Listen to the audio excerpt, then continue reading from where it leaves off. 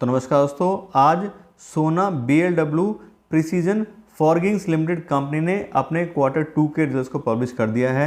और आपको बता दें, बहुत ही एक्सीलेंट परफॉर्मेंस दिखाया है कंपनी इस क्वार्टर में। कंपनी ने रेवेन्यू में भी काफ़ी अच्छी ग्रोथ दिखाई है और साथ साथ प्रॉफिट भी कंपनी काफ़ी अच्छे से इंक्रीज़ हुआ है और सारे ही पैरामीटर पे काफ़ी अच्छी ग्रोथ है। अगर हम बात करें नंबर्स की, तो इस क्वार्टर में कंपनी के रेवेन्यूज आए हैं 604 करोड़ रुपये, जबकि पिछले क्वार्टर में कंपनी के रेवेन्यू थे 539 करोड़ रुपए और पिछले साल के सितंबर 2021 के क्वार्टर में कंपनी के रेवेन्यू थे 528 करोड़। और यहाँ पे देखें तो क्वार्टर बेस पे कंपनी के रेवेन्यूज में 12% ग्रोथ आई है और ईयर ऑन ईयर बेस पे देखें तो कंपनी के रेवेन्यू में 14% ग्रोथ आई है। तो दोनों ही पैरामीटर पे कंपनी ने काफ़ी अच्छा परफॉर्म किया है और हम आगे देखेंगे कि कंपनी ने टॉप लाइन से लेकर बॉटम लाइन तक सारे पैरामीटर में बहुत ही बढ़िया परफॉर्मेंस दिखाई है।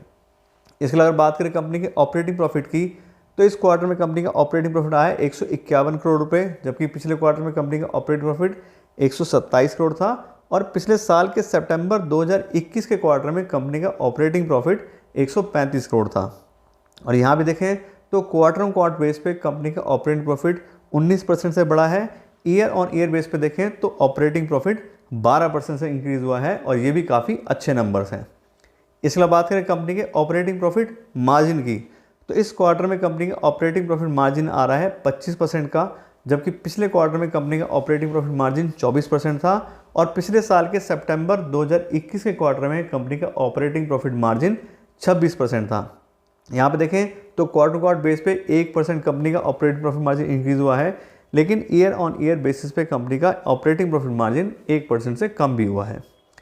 इसके बाद बात करें कंपनी के नेट प्रॉफिट की, तो इस क्वार्टर में कंपनी का नेट प्रॉफिट आ रहा है 83 करोड़ रुपीज़ का, जबकि पिछले क्वार्टर में 66 करोड़ था और पिछले साल के सितंबर 2021 के क्वार्टर में कंपनी का नेट प्रॉफिट 75 करोड़ था।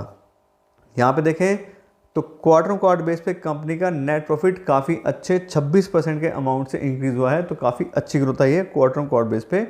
और ईयर ऑन ईयर बेस पे भी देखें तो कंपनी का नेट प्रॉफिट 11% से इंक्रीज़ हुआ है। इसके बाद बात करें कंपनी की अर्निंग पर शेयर की, तो इस क्वार्टर में कंपनी की अर्निंग पर शेयर आ रही है ₹1.42, जबकि पिछले क्वार्टर में कंपनी की अर्निंग पर शेयर ₹1.12 थी और पिछले साल के सितंबर 2021 के क्वार्टर में कंपनी की अर्निंग पर शेयर ₹1.29 थी।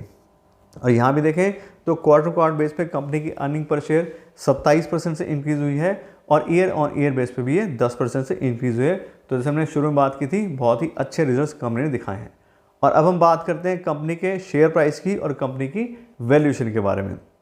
तो आज की डेट में कंपनी का शेयर प्राइस आ रहा है 464 रुपये पर शेयर और साथ ही साथ कंपनी की जो प्राइस बाय अर्निंग रेशियो आ रहा है वो आ रहा है 78 का, यानी कि कंपनी का बहुत ही हाई प्राइस है। आज की डेट में इस प्राइस के हिसाब से कंपनी एक ओवर वैल्यूड कंपनी, यानी कंपनी इतनी अर्निंग नहीं करती है जितना उसको वैल्यूएशन मार्केट में दी जा रही है, क्योंकि कंपनी अच्छी है, काफ़ी लोग इसके बारे में जानते हैं, तो इस वजह से काफ़ी हाई प्राइस कंपनी का चल रहा है।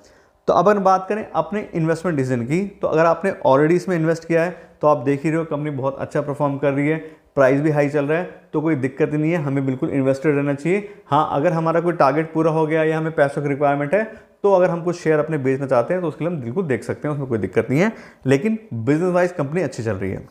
और अगर हम अपना नया पैसा इसमें इन्वेस्ट करना चाह रहे हैं तो उसके लिए हमें रुकना चाहिए थोड़ा सा, क्योंकि हाई प्राइस चल रहा है कंपनी का। तो अगर कंपनी में थोड़ा करेक्शन आता है, किसी भी रीज़न से टेम्परेरी कोई प्रॉब्लम आती है मार्केट में या जैसे भी, तब हम इस कंपनी इन्वेस्टमेंट के लिए देख सकते हैं। और सिर्फ प्राइस की बात नहीं है, बाकी सारी चीज़ें भी हम चेक करेंगे कंपनी की कि कॉम्पिटिशन हिसाब से कंपनी कैसी है, मार्केट में कैसा कंपनी का दबदबा है, उस हिसाब से फिर हम अपना इन्वेस्टमेंट डिसीजन इसके लिए ले सकते हैं। तो आज के लिए इतना ही रखते हैं। Thank you so much.